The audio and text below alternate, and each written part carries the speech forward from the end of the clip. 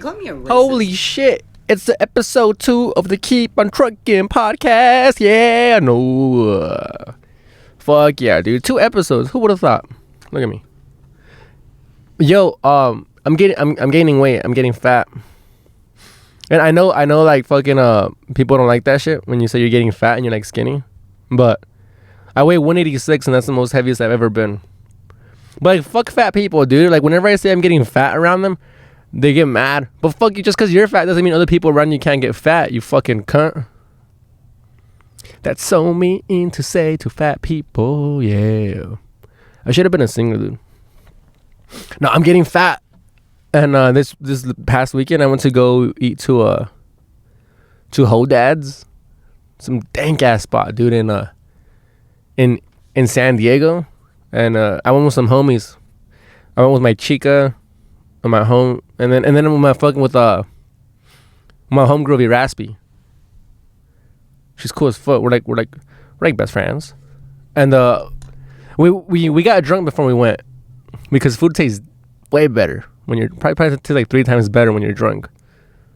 And we got drunk and we were eating. And then since it was outdoor dining, there was like pigeons on the floor, and there was like a pigeon under our table. And Vanessa said, I think I can catch that pigeon. I think I can catch it. And then she fucking went over to catch it, and then it fucking scurried away. And they went over to there was a couple eating next to us, and they went under their table. And Vanessa said, try to catch that pigeon. And that's how people shouldn't drink in public or get drunk in public. So then you start screaming at beautiful couples to try to catch a pigeon. But I don't know, man. And then I ate out a lot, dude, especially in the van, because like I don't know, I'm a lazy cuck, and I don't want to cook. Ooh, bars. I'm a lazy cuck, and I don't want to cook. But I have a portable stove now, and I got the butane that I was lagging on. So I'm gonna start cooking. Well, not in here, but I'm gonna start cooking, in the van, outside of the van, because I don't have any vents in here. And then I'm not sure if I want to do it next week, or the week, or next month. But I'm gonna try to go a whole month without eating out, and just to save some money and to lose some weight. Cause holy shit, I used to be a lean, mean transvestite machine, man. I used to be la gran verga. I used to go to the gym with my cousin Dorian. Some sick ass fool. And then I remember one time we went to the gym, and afterwards he was like, let's go fucking buy some Gainz, bro. Let's get swole. And I was like, hell yeah. And then so I thought we were gonna go buy food and cook it at his house, you know, like swole ass food. And he was driving, and he pulled into Burger King. And he said the chicken nuggets here are fucking 10 for $1. Remember that? I think they're still doing that. And then he bought 2. He spent $2 and he got 20 chicken nuggets. Did I say chicken? Yeah, chicken nuggets. They were 10 for $1, and I was like, what the fuck? That's some street shit. That's some street fool ass shit. And he gets big too. He gets fucking huge fast, like way quicker than me. That fool gets swole. And then bro, and like this shit happened to me twice. I went to the gym with my homie Blackie. His name was Blackie because he was just really, really dark. He wasn't black. He wasn't a black guy. He was a Mexican guy, and he was like really dark. Like so dark, you would nickname him Blackie. he was a sick ass soccer player too, a badass defender, and he was lean, dude. He was fucking built. Like he was short also, but he looked beautiful. And we went to the gym one time, and after the gym, he fucking said, let's go get some Gainz, bro. And I was like, let's go. And again, I thought we were going to go buy some asparagus and go buy some chicken at Food for Less or Stater Brothers. But nah, bro, he pulled into McDonald's, and he got like 3 chicken sandwiches. He said, fucking, that's how you get big right here. Ate the bread and everything. But I was in high school. Dude, that day, I'm gonna tell this fiction. Its story is completely 100% fictional. That day, after we ate some chicken sandwiches at McDonald's, his brother called him, right? No, his friend called him. His fictional friend called him and said, "Hey, pick me up. I'm at work." Right? Yeah, for sure. We'll go pick you up. No, I was just in the car. I was like, I guess I gotta go with them. And then we went to go pick him up at this where he worked at some warehouse. And he got in the car. He's like, what's up? And he was like, hey, bro, like, I got some homies. Let's go scoop up the dog. Let's go scoop up my homies. And then Blackie was like, all right, for sure. And then we go into into a scary neighborhood. After dark. We went, and then we picked up his friends.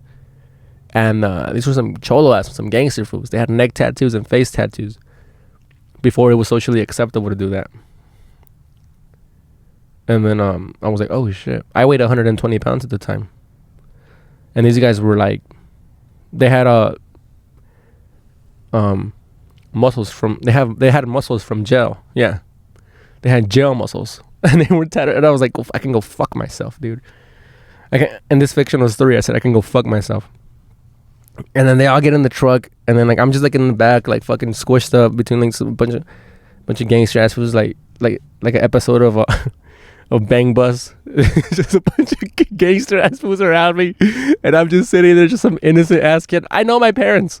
I know they love me. I shouldn't be in this truck. And then I'm like just sitting there, like god damn it, dude. Where the fuck are we going? And then we pulled into some nice neighborhoods, and I kind of relaxed. I was like, all right, we're probably gonna go pick up, like some of like his sisters, or drop them off at their parents' house. Maybe they just look like cholos, but I'm just judging them by their cover. But Frankie didn't know how wrong he was.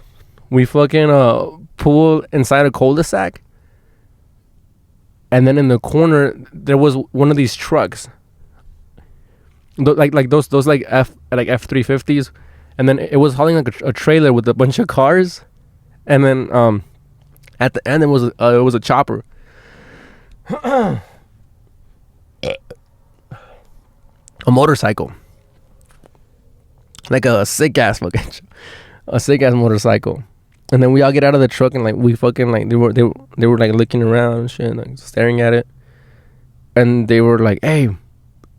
To me, they're like, keep truchas. I was like, oh. And then I walked to the corner to go keep some truchas.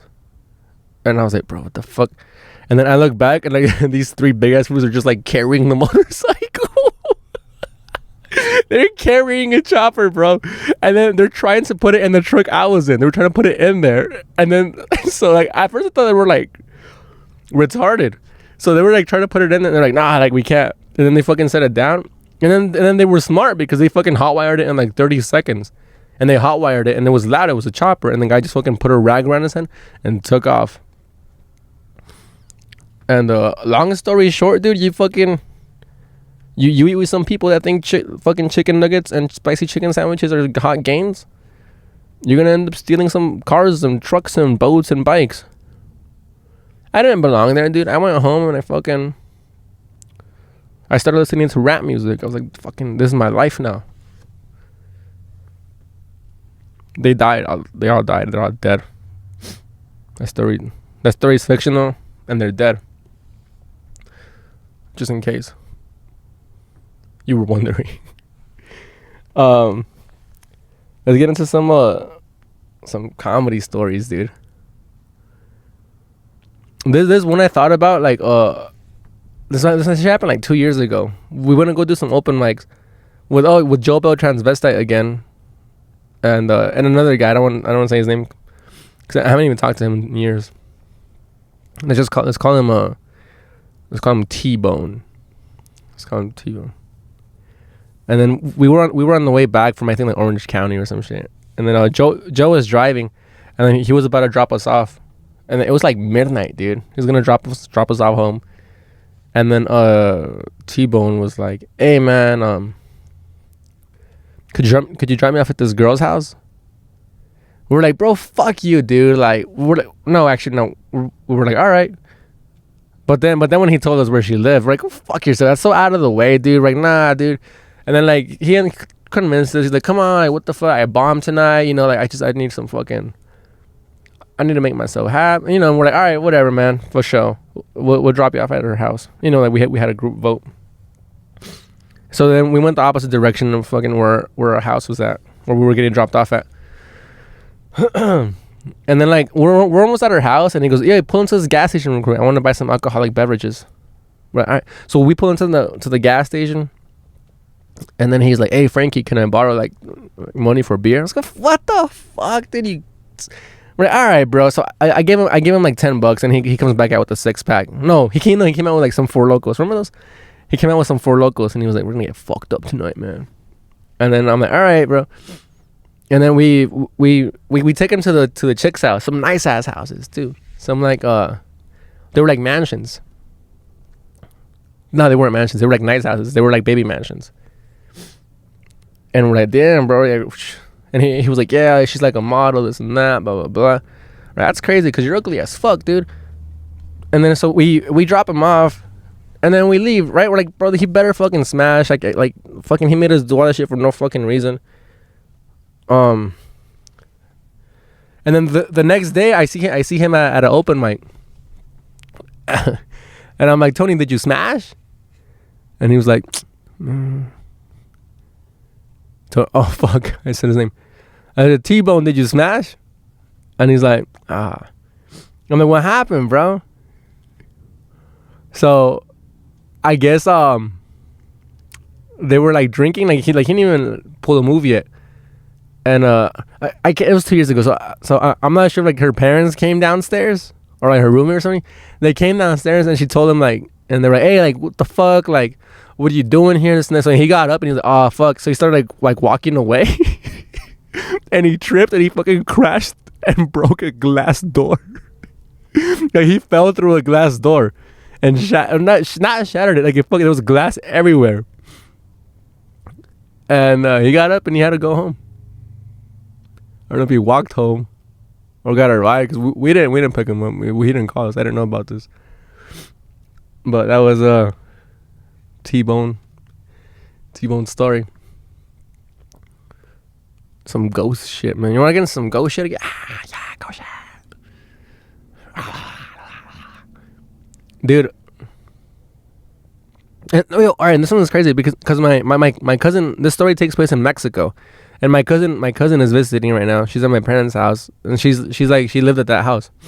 And then I was asking her yesterday if she's seen any like weird ass shit, and she has. She told me, she's like, yeah, like she's seen like whatever, like fucking. She told me like some scary ass stories. But like that's kind of a litmus test. I don't even know litmus.